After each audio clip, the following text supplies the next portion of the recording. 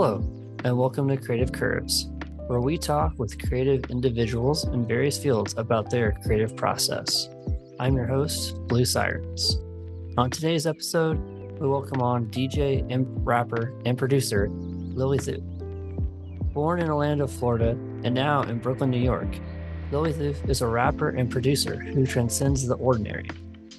He channels a spirit that aims to amplify the voices of women artists everywhere. Her music is definitely a blend of genres.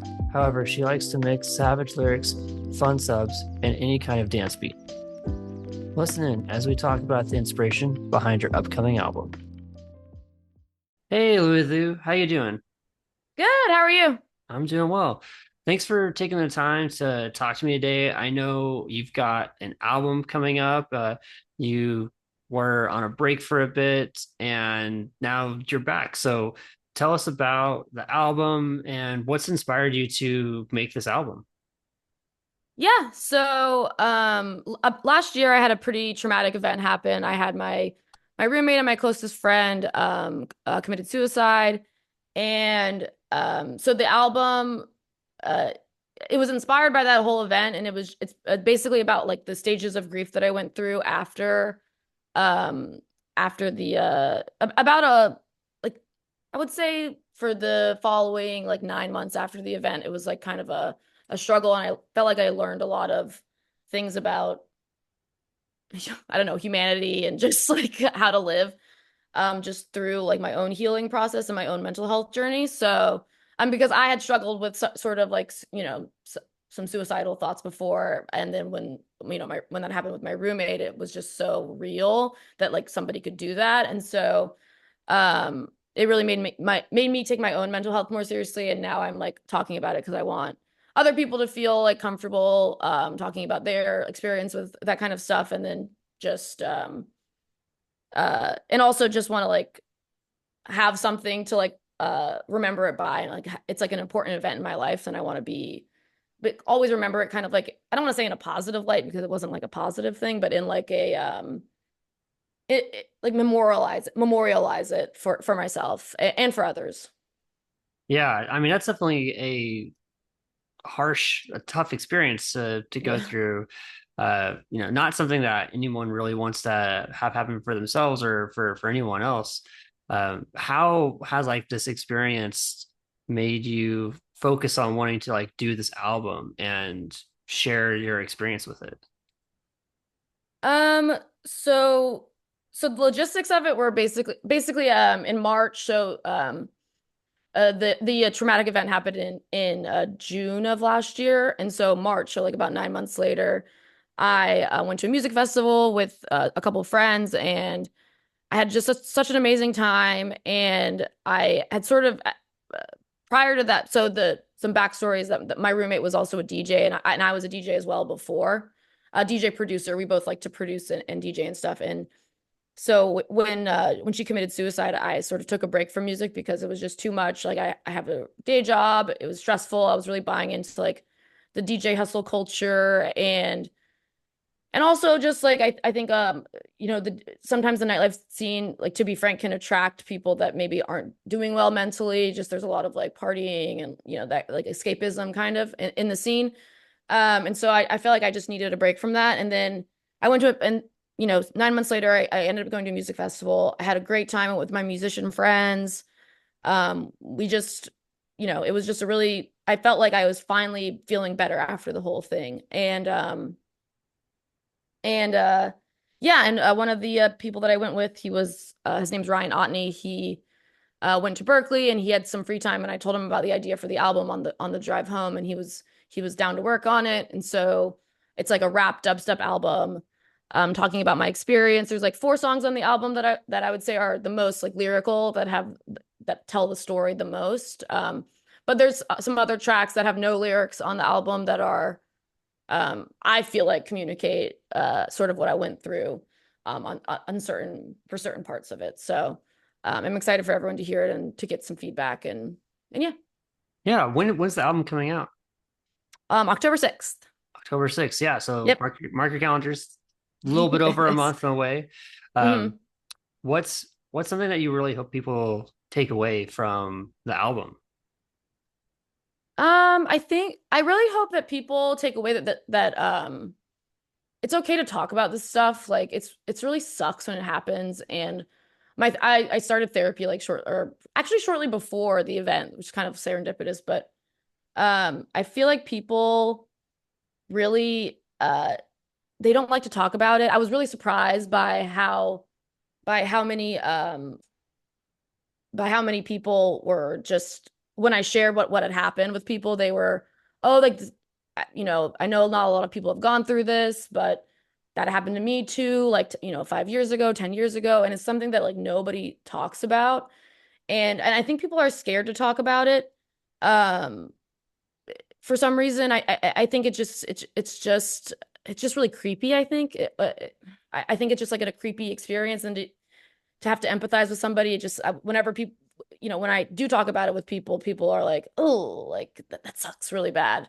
And it does suck, but I think it's also something that if we talk about it more, it's actually could reduce the problem. So it's like in all these pamphlets like that you read about people that struggle with suicidal thoughts.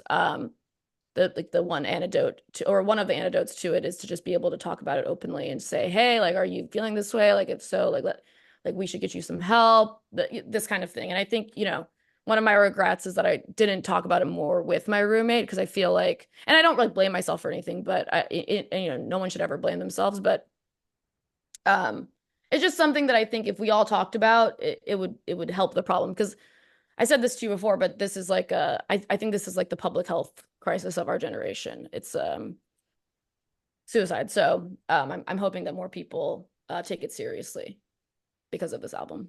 Yeah, I hope so too. I know, like, I feel like for every like social cause, it comes like in waves, and like this isn't necessarily like a social cause, like people Hmm. die from it all the time, and it comes in and out of the news. And it's one of those things where, like, if it's just one of those things that are continuously addressed, hopefully it just means that it happens less because we're talking about it, we're letting people know about what those resources are. And Hmm.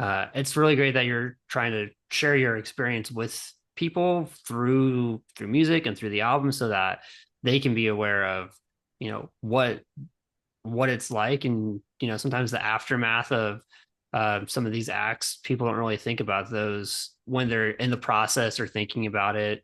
Hmm. It's really like tough situation. And like hopefully I'm hopeful that your album is able to kind of be there for people when they're um, going through these things or having those kind of thoughts. Yes, and I also hope it's helpful for people that have a close, maybe they haven't personally experienced suicidal thoughts, but they've had a loved one who has committed suicide, and they can listen to that album when they're feeling down about that, and hopefully it's something that they can relate to. Yeah, and I know, like, you're just kind of coming back into the music scene, and it's brought you back because of some of the things you've experienced. Are you planning on doing more shows for the album, or continuing doing music after the album has had its moment, or is this kind of return for just right now you're just thinking about the album and trying to get that out and sharing it with people?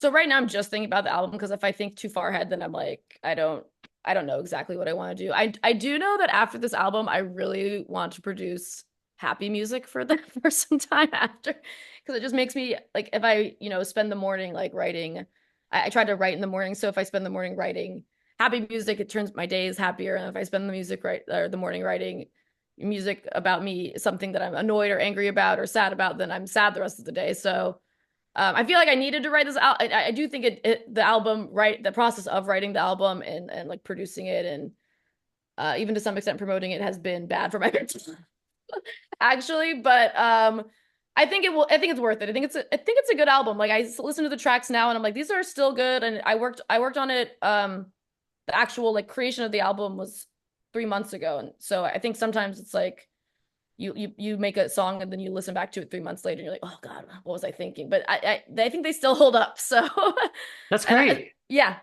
So I'm excited for everyone to hear it. And I do so I hope in the future after this I'm working on I still want my lyrics to be real and like reflect like reality. I don't want to ever be like writing not, I don't never say never. Like, sometimes you want to write a fun like meme song or like just like follow a trend or something, but I don't really want to be writing like like stuff like that where it's like not really reflective of like a real human experience. So I always want my music and my lyrics to be reflective of like something that I felt or thought before, but like a genuine thought, not like something that I've like a contrived one for music, but I hope it's happier, like I hope it's like success stories rather than like sad things.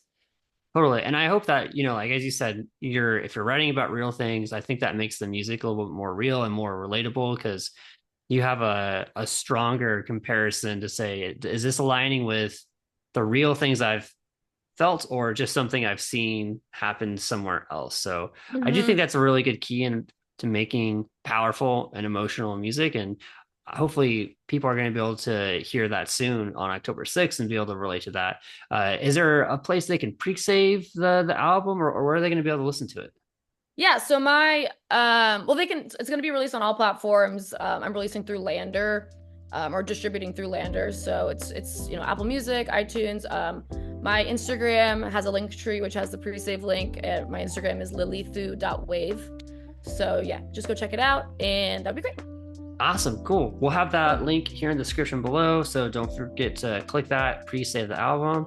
And Lilithu, thanks so much for coming on, and I hope everything is on the up with the album and everything coming forward for you. Cool. Thank you so much. Thank you for listening to the Creative Curves podcast. I hope you've been inspired by this episode to try something new in your own creative process. Follow me on Instagram and YouTube at Blue Sirens Music for weekly Creative Curves podcast episodes. Don't forget to check us out on Apple Podcasts and Spotify. Thanks for listening.